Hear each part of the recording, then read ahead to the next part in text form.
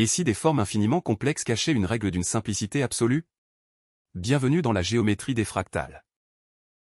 Une fractale est un objet mathématique qui présente une structure similaire à toutes les échelles. Peu importe la puissance du zoom, la forme d'origine réapparaît sans cesse. Imaginons la construction de la courbe de Koch. Partons d'un segment de droite. Divisons-le en 3, puis remplaçons la partie centrale par deux côtés d'un triangle équilatéral. Répétons ce processus à l'infini, la longueur devient infinie, mais la figure reste confinée. Le roi des fractales est l'ensemble de Mandelbrot, défini par la relation complexe simple, z indice n plus 1 égale z indice n au carré plus c. Sa frontière recèle de magnifiques et infinies vallées de spirales. Pour mesurer ces monstres géométriques, la dimension classique ne suffit pas. On utilise la dimension de Hausdorff, d égale logarithme de n sur logarithme de 1 sur r, où n est le nombre de copies et r le facteur d'échelle. Une dimension qui n'est plus entière.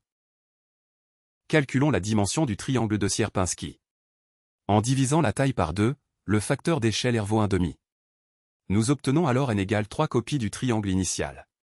Sa dimension vaut logarithme de 3 divisé par logarithme de 2, soit environ 1,585. C'est plus qu'une ligne, mais moins qu'un plan. À vous de jouer. Pour les esprits les plus brillants, déterminez la dimension de Hausdorff exacte de la frontière de l'ensemble de Mandelbrot. Indice, c'est un entier surprenant. Écrivez votre réponse en commentaire. Les fractales décrivent le chaos ordonné de la nature, de nos poumons aux côtes maritimes. Suivez Mathnovax pour explorer d'autres secrets des mathématiques.